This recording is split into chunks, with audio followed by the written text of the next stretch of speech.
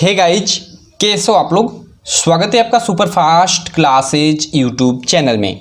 Guys आज की इस वीडियो में हम पढ़ेंगे जो क्लास 10th का साइंस का लेक्चर चल रहा था, फर्स्ट लेसन यानी रासायनिक अभिक्रिया एवं समीकरण का, उसका लेक्चर नंबर 4। जी हाँ गाइज, इससे पहले हमने 3 लेक्चर देखा है और उन तीनों लेक्चर में हमने आपका पूरा लेसन ख़त्म कर दिया, ठीक है। और इस लेक्चर नंबर 4 में हम पढ़ेंगे आप लोग के जो अभ्यास के अंतर्गत प्रश्न हैं। जी हाँ गाइज, अभ्यास के प्रश्न नहीं, पाठ्य के अंतर्गत, ठीक है। आप देखेंगे बीच में आप लोग का ये पेज नंबर 6 है, उस पर ये प्रश्न दिया हुआ है बीच में आपकी बुक में, इसी को पढ़ेंगे, ठीक है। सारे जितने पेज पे दिए हुए हैं सारे के सारे प्रश्न पढ़ेंगे और उसके बाद फिर अभ्यास के भी प्रश्न हम लोग पढ़ेंगे, ठीक है। तो चलिए आपका टाइम वेस्ट ना करते हुए मैं इस वीडियो को शुरू करता हूँ। तो देखिए जो हम लोग का फर्स्ट प्रश्न है, आप लोग स्क्रीन पे देख सकते हो, ये पेज नंबर 6 पे आपको सारे के सारे प्रश्न मिल जाएंगे। एनसीईआरटी बुक आप उठाइएगा और पेज नंबर 6 पे, ठीक है, पहले लेसन के ये सारे के सारे प्रश्न मिल जाएंगे, ठीक है। तो देखिए जो फर्स्ट प्रश्न है वो है कि वायु में जलाने से पहले मैग्नीशियम रिबन को साफ क्यों किया जाता है, ठीक है। तो देखिए इसका एक फंडा है, मैं बता दूं। देखिए अगर हम बात करें आग की, ठीक है, तो देखिए आग को जलाने में, ठीक है, जो वायु है यानी ऑक्सीजन सहायक होती है, ठीक है। आप जानते होंगे कि अगर मतलब आग जल रही है और उसको मतलब हम हवा दे तो और वो बुझ जाएगी, ऐसा नहीं है, ठीक है। यह बिना वायु के आग जल ही नहीं पाएगी। अगर मान लेता हूँ, देखिए यहाँ मान लेता हूँ यह एक मतलब एक सरफेस है, ठीक है, यहाँ मतलब वायु नहीं है यानी ऑक्सीजन नहीं है। यहाँ पे आप स्लाई लेकर यानी वही माचिस लेकर मतलब उसको जलाने की कोशिश करोगे तो वो जलेगा ही नहीं, ठीक है। इसीलिए मैं ये हमेशा आप लोग याद रखिएगा, ठीक है, कि आग को जलाने के लिए वायु का होना आवश्यक है, ठीक है। आप लोग देखे होंगे कहीं पे लाइक आग लगती है, ठीक है, तो वहाँ कार्बन डाइऑक्साइड का मतलब प्रेशर मतलब उसको फैला दिया जाता है, कार्बन डाइऑक्साइड को। ऐसा क्यों? देखिए ऐसा इसलिए कार्बन डाइऑक्साइड को वहाँ छोड़ दिया जाता है, इसलिए क्योंकि वहाँ से ऑक्सीजन हट जाता है, कार्बन डाइऑक्साइड आता है तो चूंकि ऑक्सीजन हट जाता है तो वायु मतलब वो आग जलेगी ही नहीं, ठीक है, क्योंकि आग जलने के लिए वायु यानी वही ऑक्सीजन आवश्यक है, ठीक है। तो वायु में जलाने से पहले मैग्नीशियम रिबन को साफ क्यों किया जाता है, यह क्वेश्चन है। तो देखिए वायु में जलाने से पहले मैग्नीशियम रिबन को साफ इसलिए किया जाता है क्योंकि उसके मान लीजिए ऊपर जितने भी धूल के कण या जो भी चीज़ है मतलब है वो हट जाए और वो अच्छे से वायु से संपर्क कर सके, ठीक है। अच्छे से वायु से संपर्क करेगा तभी तो अच्छे से जलेगा, ठीक है। तो वही अच्छे से जलने के लिए उसको साफ किया जाता है, ठीक है। तो इसका आप सिंपल में आंसर लिख सकते हो, ठीक है, कि देखिए वायु में जलाने से पहले मैग्नीशियम रिबन को साफ क्यों किया जाता है। तो वायु में जलाने से पहले मैग्नीशियम रिबन को साफ इसलिए किया जाता है क्योंकि वह वायु के अच्छे से संपर्क में आए और अच्छे से जल सके। क्लियर है? यह काफ़ी आसान क्वेश्चन है। देखिए इन सब का सॉल्यूशन आपको हमारी एप्लीकेशन पे मिल जाएगा, ठीक है। आप हमारी एप्लीकेशन नीलेश क्लासेस के नाम से है, इस वीडियो के डिस्क्रिप्शन में आपको लिंक मिल जाएगा या फिर आप गूगल प्ले स्टोर से भी उसे डाउनलोड कर सकते हैं, ठीक है। उसमें आपको ये सारा का सारा इनका सॉल्यूशन, आप जाइएगा आपको एक फ्री स्टडी मटेरियल का टैब दिखेगा, उसके बाद नीचे आपको 10th NCERT solution / important question का ऑप्शन दिखेगा, उसमें आप लोग जाएंगे, ठीक है। तो उसमें आपको मतलब ऑप्शन आ जाएगा, वहाँ से आप जाकर इनका सारा का सारा सॉल्यूशन देख सकते हैं, ठीक है। तो आप हमारी एप्लीकेशन डाउनलोड कर सकते हैं। अगर आप हमारा कोर्स लेना चाहते हैं तो मैं आपको बताना चाहूँगा कि मात्र 299 रुपये में, जी हाँ गाइज, आप पूरे साल के लिए कोर्स बाई कर सकते हैं, जिनमें आपको पूरे सारे सब्जेक्ट के Hindi, English, science, math, social science सारे सब्जेक्ट के नोट्स मिल जाएंगे मात्र 299 रुपये में, ठीक है। उसके अलावा और भी सारी चीज़ें वहाँ पर अवेलेबल हैं जो आपके बोर्ड एग्जाम के लिए काफ़ी हेल्पफुल होगी, ठीक है। तो आप हमारा कोर्स ज्वाइन कर लीजिएगा मात्र 299 रुपये में। इस वीडियो के डिस्क्रिप्शन में आपको मेरा नंबर मिल जाएगा, आप कॉल कर लीजिएगा या सीधे आप हमारी एप्लीकेशन से भी हमारा कोर्स बाई कर सकते हैं। चलिए हम सेकेंड क्वेश्चन देखते हैं। देखिए सेकेंड क्वेश्चन है कि निम्नलिखित रासायनिक अभिक्रियाओं के लिए संतुलित रासायनिक समीकरण लिखिए। यह क्वेश्चन है कि निम्नलिखित रासायनिक अभिक्रियाओं के लिए संतुलित रासायनिक समीकरण लिखिए, ठीक है। और जो पहला क्वेश्चन है वो हाइड्रोजन प्लस क्लोरीन, और ये देखिए तीर वाला निशान है, इधर बन रहा है हम लोग का हाइड्रोजन क्लोराइड। तो देखिए इधर हम लोग का क्या है, ये हम लोग का अभिकारक है, ठीक है, इधर उत्पाद है, ठीक है। तो हम हाइड्रोजन और क्लोरीन मिलकर हाइड्रोजन क्लोराइड बन रहा है, तो इसका हमें संतुलित रासायनिक समीकरण लिखना है। चलिए मैं आपको लिख कर दिखा देता हूँ, ठीक है। देखिए अगर हाइड्रोजन ले, ठीक है, अगर हाइड्रोजन हम जानते हैं कि H होता है, ठीक है। यहाँ पे देखिए जो फर्स्ट है इसको हम कर लेते हैं, हाइड्रोजन होता है H, ठीक है। क्लोरीन क्या होता है Cl, ठीक है। ये मिलकर आपके हाइड्रोजन क्लोराइड यानी HCl बना रहे हैं, ठीक है। चूंकि इस तरह से भी आप इसको लिख सकते हैं, लेकिन आप हर जगह देखेंगे इसके 2 अणु और इसके 2 अणु और यहाँ इस तरह से भी आप इसको कर सकते हैं। ठीक है, तो ये हो गया आपका संतुलित रासायनिक समीकरण। यहाँ आप देख लीजिए पूरे इस अभिकारक में केवल 2 हाइड्रोजन है और इधर आप लोग देख लीजिए यहाँ भी 2 हाइड्रोजन है। क्लोरीन की बात करें तो यहाँ इधर 2 क्लोरीन है Cl2, ठीक है, और यहाँ भी देख लीजिए 2Cl यानी 2 क्लोरीन इधर भी है। ठीक है, तो एक तरह से ये संतुलित रासायनिक समीकरण हो गई। क्लियर है फर्स्ट। सेकेंड देखिए, सेकेंड है बेरियम क्लोराइड। ठीक है, बेरियम क्लोराइड और उसके बाद है एल्युमिनियम। ठीक है, एल्युमिनियम सल्फेट, ये मिलकर, ठीक है, ये दोनों आपके क्या हो गए, अभिकारक हो गए। ये दोनों मिलकर बेरियम सल्फेट और एल्युमिनियम क्लोराइड बना रहे हैं। ठीक है, देखिए बेरियम क्लोराइड है, बेरियम क्लोराइड, बेरियम को हम जानते हैं Ba से प्रसिद्ध करते हैं। तो सेकेंड क्या है आप लोग का, बेरियम क्लोराइड BaCl2। ठीक है, ये आप लोग का बेरियम क्लोराइड है। उसके बाद एल्युमिनियम सल्फेट है। ठीक है, देखिए प्लस इसमें एल्युमिनियम सल्फेट, देखिए Al, ठीक है, एल्युमिनियम सल्फेट है Al2 और सल्फेट को SO4 से प्रसिद्ध करते हैं। ठीक है, और यहाँ देखिए इसको हम यहाँ लिखेंगे आप लोग का थ्राइस। ठीक है, नीचे इसको थ्राइस पढ़ते हैं, Al2SO4 थ्राइस। ऐसा हमने क्यों लिखा, देखिए यहाँ आप थोड़ा ध्यान दीजिए। ये जो बेरिलियम है, ठीक है, इस पे कितना धनायन होता है, बेरिलियम पे 2 धनायन होता है। ठीक है, बेरिलियम पे +2 होता है चार्ज, क्लोराइड पे यानी वही क्लोरीन पे -1 चार्ज होता है। ठीक है, -1 चार्ज होता है, तो इसलिए यहाँ नीचे ये 2 हो गया है, तो यहाँ 2 चार्ज माइनस हो जाएगा। देखिए ये जो प्लस और माइनस जो चार्ज हैं हर एक यौगिक में ये बराबर होते हैं और बराबर होने चाहिए, तभी ये संभव है। ठीक है, तभी ये संभव। जैसे आप कोई भी लाइक एक नॉर्मली देखिए, जैसे मैं एक और नॉर्मल लेता हूँ, लाइक जैसे NaCl ले लेता हूँ। ठीक है, NaCl मान लीजिए लेता हूँ। ठीक है, तो देखिए NaCl में देखिए क्या लॉजिक है, यहाँ पे आप थोड़ा ध्यान दीजिए। देखिए NaCl है तो देखिए Na है, सोडियम पर 1 धनायन होता है। ठीक है, और क्लोरीन पर 1 ऋणायन होता है, इसलिए केवल NaCl होता है। ठीक है, कहीं कहीं आप देखेंगे मतलब ये भिन्नता हो चाहिए। ठीक है, तो वही मतलब ये धनायन ऋणायन भी ऊपर जो संख्या है ये बराबर होनी चाहिए। ठीक है, तो देखिए जैसे यहाँ बेरियम क्लोराइड, तो चूँकि बेरियम पे 2 धनायन होता है और यहाँ क्लोरीन पे 1 ऋणायन होता है,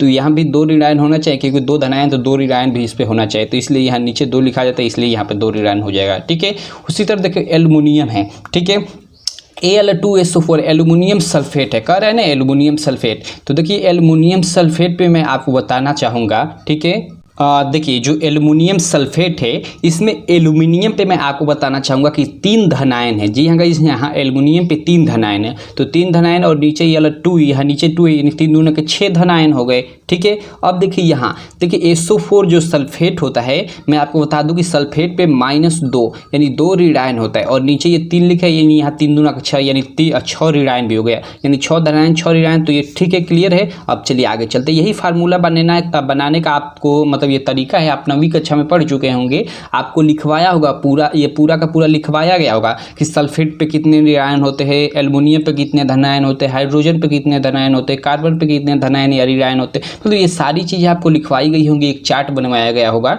ठीक है, तो आप उस चार्ट के अनुसार ये सारी चीज़ें याद कर लीजिएगा। जी हाँ गाइस, ये बिल्कुल मतलब आप मतलब एक तरह से काफ़ी आवश्यक है। ठीक है, आप कमेंट करना अगर आप कहोगे तो मैं इसका एक पूरा एक चार्ट बना दूंगा और आपको दे दूंगा याद करने के लिए। ठीक है, तो ये हम लोग का हो गया बेरिलियम क्लोराइड, एल्युमिनियम सल्फेट, ये मिलकर हम लोग का बना रहा है क्या, बेरियम सल्फेट और एल्युमिनियम क्लोराइड। ठीक, तो बेरियम सल्फेट यानी BaSO4, ये तो हम लोग का बेरियम सल्फेट हो गया। ठीक है, और उसके बाद हम लोग का एल्युमिनियम क्लोराइड बना रहा है, एल्युमिनियम क्लोराइड माने AlCl। ठीक है, और क्लोराइड देखिए, अब यहाँ देखिए इसको, अब थोड़ा इसको भी आप देखिए लॉजिकली देखिए, चूँकि Al पे हम लोग का क्या रहता है, 3 धनायन रहता है, इस पर 1 ऋणायन, तो यहाँ 3 लिखना पड़ेगा। ठीक है, तभी तो इस पर भी 3 हम लोग के क्या होंगे, ऋणायन होंगे ऊपर, तो 3 धनायन 3 ऋणायन, ये क्लियर हो गया AlCl3। ठीक है, और बेरिलियम सल्फेट BaSO4 है। ठीक है, बेरिलियम सल्फेट मैंने बताया कि सल्फेट पे क्या होता है आपका, इसको आप पोस्ट में भी लिख सकते हो। ठीक है, देखिए सल्फेट पे 2 ऋणायन होता है और इस पे बेरिलियम पे 2 धनायन होता है, तो ये क्लियर है, कोई दिक्कत नहीं है। अब चलिए इसको हम संतुलित करते हैं। ठीक है, ये इसको हम संतुलित करते हैं। देखिए यहाँ पे मैं आपको बताना चाहूँगा। ठीक है, देखिए इधर ये हम लोग का यहाँ से यहाँ तक क्या है, अभिकारक है। ठीक है, तो देखिए अभिकारक में हम लोग का बेरिलियम कितना है पहले देखते हैं, Ba। ठीक है, 1 ही है। ठीक है, इधर देखते हैं Ba 1 ही है। ठीक है, Ba का काम खत्म, Ba में कुछ आपको कोई प्रॉब्लम नहीं है। ठीक है, चलिए अब आगे चलते हैं। देखिए Cl2 यहाँ क्लोरीन 2 है, इसमें क्लोरीन नहीं है, लेकिन यहाँ देखते हैं यहाँ क्लोरीन 3 है। ठीक है, तो गड़बड़ हो रहा है, क्लोरीन यहाँ 3 है यहाँ 2 है। ठीक है, तो इसका मात्रा हमें बढ़ाना पड़ेगा। ठीक है, तो कैसे बढ़ाएंगे? ठीक है, आप ध्यान दीजिए, अगर मैं यहाँ 3 रख देता हूँ, यहाँ मैं 3 रख देता हूँ तो 3 दूना के 6 हम लोग का क्या हो जाएगा, इधर क्लोरीन हो जाएगा। ठीक है, लेकिन यहाँ देखिए 3 ही है, तो अगर यहाँ मैं 2 रख देता हूँ तो 3 दूना के 6 क्लोरीन हो जाएगा। क्लोरीन का तो काम खत्म, लेकिन फिर अब लोग का जो हम लोग का ये जो बेरिलियम है इसकी अब मात्रा का बढ़ा जाएगी, क्योंकि यहाँ 3 Ba यानी 3 बेरिलियम हो गया। और इधर देखिए, इधर आप लोग का Ba केवल क्या है, एक ही है इधर। ठीक है, तो फिर यहाँ हमें 3 लिखना पड़ेगा। ठीक है, तभी तो 3 बेरिलियम और 3 बेरिलियम इधर होंगे। अब देखिए आप लोग का बेरिलियम और जो क्लोरीन है उनका काम खत्म हो गया। ठीक है, उनका काम क्या हो गया, खत्म हो गया। देखिए 3 इधर बेरिलियम और कहीं नहीं है बेरिलियम इधर अभिकारक में, और इधर हम उत्पाद में देख लेते हैं, उत्पाद में यही बेरिलियम है और 3 बेरिलियम यहाँ है ही।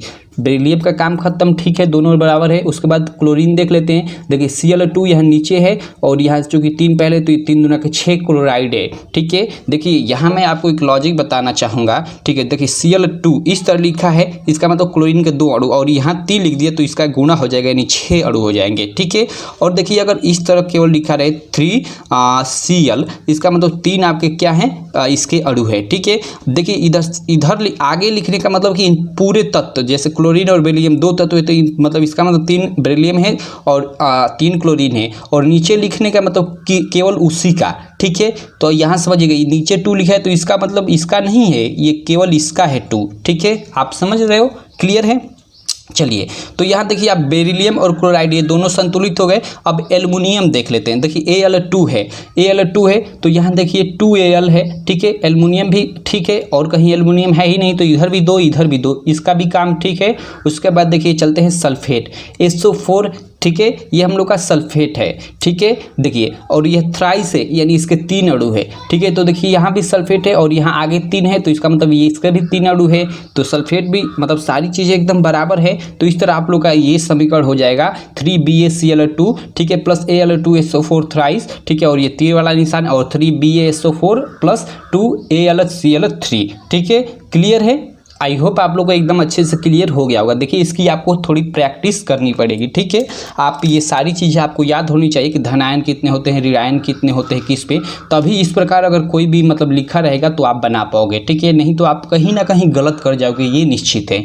ठीक है, अब चलिए हम आगे चलते हैं। अगला हम देखते हैं, अगला हम लोग का है देखिए ये गलत लिख दिया, फर्स्ट सेकंड या थर्ड लिखना चाहिए, तो यहाँ थर्ड लिखना चाहिए, तो सेकंड ही लिख दिया है। ठीक है, और चलिए इसको भी मैं धनायन ऋणायन के अनुसार समझाया नहीं, आपको समझा देता हूँ। जैसे हाइड्रोजन है, क्लोरीन है, तो देखिए हाइड्रोजन पे 1 धनायन होता है, ये आप लोग हमेशा याद रखिएगा। क्लोरीन पे 1 ऋणायन होता है। ठीक है, यहाँ पे 2 लिखा है, यानी 2 धनायन 2 ऋणायन हो गया। ठीक है, और यहाँ देखिए 2HCl हो गया। ठीक है, कोई दिक्कत नहीं, 2HCl हो गया। ठीक है, 2HCl मतलब यहाँ पे 1 हम लोग का क्या होता है, धनायन होता है, यहाँ 1 ऋणायन। ठीक है, ये आप लोग का ठीक है, और यहाँ 2 आगे है, तो यानी 2 हाइड्रोजन 2 क्लोरीन 2 क्लोरीन, कोई दिक्कत नहीं, तो उसी तरह है। ठीक है, कोई दिक्कत आपको, कोई दिक्कत नहीं। अब चलिए हम साइड में चलते हैं। देखिए यहाँ पे हम लोग का अब है, ठीक है, ये वाला सोडियम प्लस जल। ठीक है, सोडियम हाइड्रोक्साइड प्लस हाइड्रोजन, यानी सोडियम और जल मिलकर सोडियम हाइड्रोक्साइड और हाइड्रोजन बना रहे हैं। ठीक है, तो देखिए सोडियम क्या होता है, सोडियम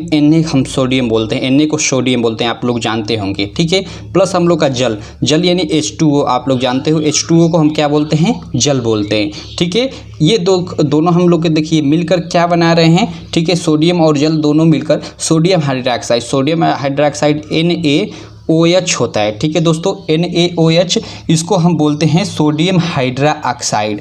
ठीक है, प्लस हाइड्रोजन बना रहा है। ठीक है, तो हाइड्रोजन यहाँ गैस बनाता है। ठीक है, हाइड्रोजन क्या बनता है, गैस बनाता है, H2 बनाता है। अब देखिए इसको हम चलिए संतुलित कर लेते हैं। ठीक है, देखिए इधर ये हम लोग का ये पूरा का पूरा आप जानते हो कि ये अभिकारक होता है। ठीक है, इसको क्या बोलते हैं, अभिकारक बोलते हैं। आप पीछे के लेक्चर देखे होंगे तो आपको मालूम होगा। ठीक है, तो ये हम देखते हैं कि अभिकारक में हम लोग का सोडियम कितना है। तो देखिए सोडियम केवल 1 है इधर, तो इधर देखते हैं, इधर सोडियम केवल 1 है। ठीक है, अब देखिए उसके बाद सोडियम का काम खत्म। अब हाइड्रोजन देखते हैं। देखिए हाइड्रोजन और ऑक्सीजन यहाँ H2 में 2 है, तो इनको अलग अलग देखेंगे। देखिए हाइड्रोजन यहाँ 2 है, ठीक है, हाइड्रोजन 2 है, तो इधर देखते हैं हाइड्रोजन कितना है, 1 यहाँ है और 2 यहाँ, 3 है हाइड्रोजन। अब देखिए यहाँ पे गड़बड़ हो जा रही है, 3 हाइड्रोजन हो जा रहे हैं, तो ये तो फिर अब मामला गड़बड़ होता है, ठीक है। तो देखिए इसके लिए हम क्या करेंगे कि अगर मैं यहाँ 2 रख देता हूँ, ठीक है, तो हम लोग क्या हो गए, ठीक है। अब देखिए यहाँ पे फिर गड़बड़। अब सोडियम का काम इधर वाला में हम लोग का 2 सोडियम हो गया और इधर वाले में 1 ही सोडियम,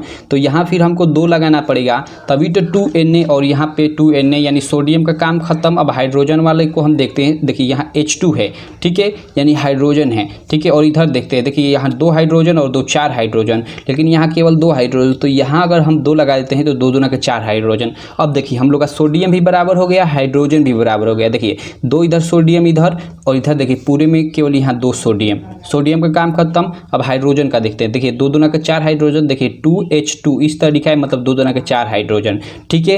अब देखिए इधर देखते हैं, यहाँ से हम लोग का 2 हाइड्रोजन, ठीक है, और यहाँ से 2 हाइड्रोजन, 4 हाइड्रोजन, यानी इधर भी 4 इधर भी 4, क्लियर है। उसके बाद देखिए ऑक्सीजन की बारी है। ऑक्सीजन देखते हैं। ऑक्सीजन यहाँ से 2 आगे है, तो इसका मतलब 2 ऑक्सीजन है, ठीक है। इधर देखते हैं, इधर यहाँ केवल इसमें ऑक्सीजन है ही नहीं, यहाँ केवल ऑक्सीजन है, तो यहाँ 2 लिखा है, इसका मतलब 2 ऑक्सीजन, यानी ये हम लोग की संतुलित रासायनिक समीकरण हो गई, ठीक है। ये हम लोग का सोडियम जल मिलकर सोडियम हाइड्रोक्साइड और हाइड्रोजन गैस बनाती है, और ये इसका पूरा का पूरा संतुलित रासायनिक समीकरण है। क्लियर है आपको। देखिए इसकी आप प्रैक्टिस जब तक नहीं करोगे, ठीक है, इसकी प्रैक्टिस आप खुद नहीं करोगे, ठीक है, आपको ये थोड़ा मतलब भारी लगेगा। तो मैं आपको रिकमेंड करूंगा कि आप इसकी मतलब पूरी अच्छे से एकदम प्रैक्टिस कीजिए, ठीक है। चलिए ये आप लोग का सेकंड क्वेश्चन भी क्लियर हो गया। अब चलिए हम थर्ड क्वेश्चन पे चलते हैं, जो ये तीसरा क्वेश्चन है, ठीक है। तीसरा क्वेश्चन क्या है कि निम्नलिखित अभिक्रियाओं के लिए उनकी अवस्था के संकेतों के साथ संतुलित समीकरण लिखिए, ठीक है। अवस्था के साथ संकेतों के साथ संतुलित समीकरण क्या क्या लिखा है कुछ पता नहीं चल रहा है। चलिए कोई दिक्कत नहीं, चलिए इसको हम देखते हैं। इसको मैं थोड़ा इसको मोड़ लेता हूँ, या चलिए इस तरह देखिए। हम लोग का जल में बेरिलियम क्लोराइड तथा सोडियम सल्फेट के विलयन अभिक्रिया करके सोडियम क्लोराइड का विलयन तथा अघुलनशील बेरियम सल्फेट का अवक्षेप बनाते हैं। देखिए अवक्षेप कर रहा है। अवक्षेप को देखिए यहाँ मैंने यहाँ तीर से दर्शाया ऊपर की तरफ, मतलब ये गैस है, और यहीं ये नीचे की तरफ दर्शा दिया, मतलब ये अवक्षेप इसको बोलते हैं। मतलब कोई भी अभी विलयन हो गया उसमें अवक्षेप, ये नीचे जम जाना, ठीक है। तो आप इस तीर का मतलब समझिएगा, ठीक है। अब चलिए यहाँ इसको हम लिखते हैं। देखिए जल में बेरिलियम क्लोराइड यानी BaCl2, ठीक है। चलिए यहाँ पे मैं लिख लेता हूँ, इसको मैं थोड़ा और ऊपर करता हूँ, ठीक है। चलिए यहाँ थोड़ी आपको दिखना भी चाहिए, ठीक है। देखिए जल में बेरिलियम क्लोराइड यानी BaCl2, ठीक है, BaCl2। देखिए मैं दूसरी पेन ले लेता हूँ, ठीक है, ओके। चलिए BaCl2 हो गया, ठीक है। कह रहा है कि जल में बेरिलियम क्लोराइड तथा सोडियम सल्फेट यानी Na2SO4, ठीक है, इसको हम लिख सकते हैं, या Na2SO4, हाँ यही होगा Na2SO4, ये सोडियम सल्फेट होता है, ठीक है। सोडियम सल्फेट Na2SO4, ये देखिए दोनों विलयन के रूप में है, ठीक है। जल में बेरिलियम क्लोराइड यानी जल में यानी वही विलयन के एक तरह से कह सकते हैं, ठीक है। जल में बेरिलियम क्लोराइड तथा सोडियम सल्फेट के विलयन अभिक्रिया करके सोडियम क्लोराइड यानी NaCl, ये अभिक्रिया करके क्या बना रहे हैं, सोडियम क्लोराइड यानी NaCl बना रहे हैं। और उसके अलावा क्या बना रहे हैं, देखिए जल में बेरिलियम क्लोराइड तथा सोडियम सल्फेट के विलयन अभिक्रिया करके सोडियम क्लोराइड का विलयन तथा अघुलनशील बेरियम सल्फेट का अवक्षेप बनाते हैं। ओके, बेरियम सल्फेट का आपको क्या बनाते हैं, अवक्षेप बनाते हैं। इसको आप ध्यान दीजिए थोड़ा, ठीक है। देखिए बेरियम सल्फेट यानी BaSO4, ठीक है, BaSO4, ठीक है, SO4। अब देखिए क्या बनाते हैं, अवक्षेप। तो अवक्षेप को यहाँ तीर से आप नीचे की तरफ दर्शा दोगे, इससे ये पता चलता है कि ये अवक्षेप बन रहा है, ठीक है। अब देखिए इसको थोड़ा हम संतुलित करते हैं, ठीक है। देखिए यहाँ Ba यानी वही बेरिलियम को अगर देखें यहाँ, और इधर कुछ नहीं है, इधर देखिए ये पूरा हम लोग का जो है इसको हम अभिकारक कहते हैं। तो अभिकारक में एक तत्व को पहले लेते हैं। मान लीजिए हम बेरिलियम को ले लें, तो यहाँ देखिए बेरिलियम कितना है, केवल 1 है। तो अब इधर देखते हैं, देखिए इधर बेरिलियम, यहाँ 1 है, कोई दिक्कत नहीं बेरिलियम की। अब देखिए क्लोराइड देखते हैं, देखिए यहाँ Cl2 यानी क्लोरीन के 2 अणु है, इधर क्लोरीन नहीं है। अब इधर देखते हैं, देखिए क्लोरीन का यहाँ केवल 1 अणु है और इधर कोई नहीं है, तो इधर 2 है इधर 1 है, तो गड़बड़ हो रहा है। तो इसलिए अगर हम यहाँ 2 रख देते हैं, ठीक है, यहाँ हम 2 रख देते हैं तो देखिए हम लोग का क्या हो जाएगा, यहाँ Cl2 था, यहाँ 2 अणु था, यहाँ भी 2 अणु हो जाएगा। देखिए अब काफ़ी सारे लोगों के मन में क्वेश्चन उठ रहा होगा कि हम यहाँ नहीं रख सकते, NaCl2 है, सॉरी NaCl है तो यहाँ नीचे नहीं रख सकते, तो नहीं रख सकते, क्यों, ऐसा क्यों?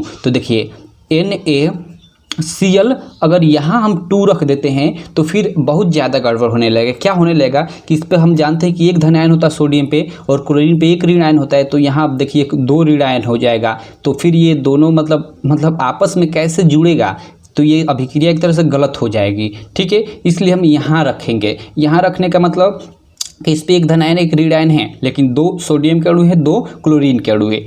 आपको क्लियर है सारी चीज़ें? ठीक है, तो देखिए यहाँ हम लोग का बेरिलियम तो क्लियर है 1, उसके बाद क्लोरीन देखते हैं, यहाँ पे 2 है तो यहाँ हमने 2 रख लिए, तो क्लोरीन का भी काम खत्म। तो चूंकि अब सोडियम का देखते हैं, देखिए Na2SO4 है, ठीक है, Na2 है, नीचे 2 है, इसका मतलब 2 सोडियम के अणु है इधर अभिकारक में। उत्पाद में देख लेते हैं, उत्पाद में यही सोडियम है और सोडियम का आगे 2 लिखा है, यानी 2 इसके भी अणु है। क्लियर है। उसके बाद देखते हैं सल्फेट, देखिए सल्फेट का यहाँ केवल एक अणु है, देखिए SO4 या एक मतलब अणु है, ठीक है, एक अणु के रूप में। इसको ऐसा मत करिएगा कि एस को मतलब अलग कर कर सल्फर बना दीजिएगा, ओ को अलग कर कर ऑक्सीजन, ऐसा नहीं, ये सल्फेट, इसको हम सल्फेट सीधे ही बोलते हैं। ठीक है, तो Na2SO4 है और इस पे मैं आपको बता दूं कि SO4 जो होता है सल्फेट, इस पे -2 चार्ज होता है, ये आप लोग हमेशा याद रखिएगा। ठीक है, तो देखिए Na2SO4 है, ठीक है, यहाँ एक तरह से बोल जो सल्फेट का एक अणु, ठीक है, और इधर कोई अणु नहीं है, अभिकारक में सल्फेट का एक अणु। इधर देख लेते हैं, इधर आप देखिए इसमें सल्फेट है, ये नहीं है, इसमें है, और कितने अणु है सल्फेट के, यहाँ भी देखिए एक अणु है। तो इस तरह से ये आप लोग का पूरा संतुलित रासायनिक समीकरण हो गया। ठीक है, आई होप आप लोग को समझ में आ रहा होगा। तो चलिए अब जो इसका सेकेंड वाला है, ठीक है, इसे हम देख लेते हैं। देखिए ये क्या है, देखिए सोडियम हाइड्रोक्साइड, ठीक है, का विलयन जल में हाइड्रोक्लोरिक अम्ल विलयन कोष्ठ में जल में लिखा है, ठीक है, से अभिक्रिया करके सोडियम क्लोराइड का विलयन, ठीक है, तथा जल बनाते हैं। ठीक है, चलिए इसको मैं आपको बताता हूँ। देखिए कह रहा है कि सोडियम क्या कह रहा है, सोडियम हाइड्रोक्साइड, ठीक है, वही हाइड्रोक्साइड इसको बोलते हैं। ठीक है, सोडियम हाइड्रोक्साइड यानी सोडियम हाइड्रोक्साइड अगर ले, देखिए यहाँ भी फर्स्ट लिखा है, गलत लिखा है, सेकेंड इसको लिखना चाहिए, क्योंकि तीसरा का ये फर्स्ट क्वेश्चन है, ये सेकेंड क्वेश्चन है। ठीक है, तो देखिए इसमें कह रहा है सोडियम हाइड्रोक्साइड, ठीक है, वही सोडियम हाइड्रोक्साइड होता है NaOH, ठीक है, इसको हम सोडियम हाइड्रोक्साइड बोलते हैं। ठीक है, ये विलयन होता है। ठीक है, ठीक है, अब देखिए ये हाइड्रोक्लोरिक अम्ल, ठीक है, ये हाइड्रोक्लोरिक अम्ल क्या होता है HCl, ठीक है, इसको हम हाइड्रोक्लोरिक अम्ल बोलते हैं। ये दोनों अभिक्रिया करके, ठीक है, से अभिक्रिया करके सोडियम क्लोराइड यानी NaCl बनाता है और उसके अलावा जल बनाता है। ठीक है, जल यानी H2O बनाता है। ठीक है, ये हो गया इसका अभिक्रिया। अब चलिए इसको हम समीकरण, इस जो ये समीकरण, इसको हम संतुलित कर देते हैं। ठीक है, देखिए यहाँ NaOH है, ठीक है, ये हम लोग का NaOH यानी सोडियम हाइड्रोक्साइड है। ठीक है, और ये हम लोग का हाइड्रोक्लोरिक अम्ल है। ठीक है, इधर ये बना रहा है NaCl और H2O। अब देखिए ये मुझे लग रहा है कि ये संतुलित है। देखिए इधर ये हम लोग का अभिकारक है, अभिकारक में देखिए यहाँ सोडियम है, इधर देखते हैं इधर सोडियम, केवल एक ही, दोनों और एक एक है, सोडियम काम खत्म, बराबर है दोनों तरफ। अब देखिए OH, यहाँ इसको हाइड्रॉक्सिल आयन बोलते हैं, लेकिन चलिए इसको हम अलग अलग देखते हैं। ठीक है, देखिए NaOH में ये जो OH है इसको हाइड्रॉक्सिल आयन बोलते हैं। अभी आप आगे पढ़ोगे अम्ल क्षार रॉड में तो इसका काफ़ी उपयोग है। इसमें एक मतलब इस पर एक ऋण आयन होता है, एक माइनस चार्ज होता है। ठीक है, तो देखिए अगर इसका अलग अलग देखें तो देखिए अगर ऑक्सीजन देखें तो इधर पूरा का पूरा ऑक्सीजन कितना है, एक है, और इधर अगर हम बात करें, ठीक है, इधर अगर हम ऑक्सीजन की बात करें तो देखिए इधर केवल इधर एक ऑक्सीजन है, यानी ऑक्सीजन की भी काम ठीक हो गया। ठीक है, अभिकारक और उत्पाद दोनों में एक एक है। अब हाइड्रोजन की बारी है, देखिए यहाँ एक हाइड्रोजन है, यहाँ एक हाइड्रोजन, 2 हाइड्रोजन, यानी इधर हम लोग को देखा अभिकारक में 2 हाइड्रोजन हो गए। ठीक है, इधर उत्पाद में देखते हैं तो उत्पाद में देखिए यहाँ केवल यहाँ पे है H2 यानी 2 हाइड्रोजन। क्लियर है, हाइड्रोजन का भी काम खत्म। ठीक है, उसके बाद हम लोग का Cl बचता है केवल। ठीक है, क्लोरीन। ठीक है, तो यहाँ पूरा इधर क्लोरीन एक ही और इधर भी देखिए क्लोरीन एक ही, यानी इसका भी काम खत्म, यानी एक तरह से पूरा संतुलित है। ठीक है, तो इस तरह हो गया आप लोग का ये सेकंड भी इसका सॉल्व हो गया। ठीक है, क्लियर है आपको। तो इस तरह हम लोग के ये आप लोग के जो पेज 6 पे थे प्रश्न अभ्यास के, ठीक है, ये हमारे ये सारे के सारे आप लोग के समाप्त हो गए। ठीक है, अब चलिए हम अगले लेक्चर में आगे के प्रश्न लेंगे। मैंने सोचा था कि एक ही मतलब लेक्चर में, ठीक है, सारा का सारा ये बीच बीच में जो प्रश्न है समाप्त कर दूं, लेकिन नहीं हो पाया गाइज।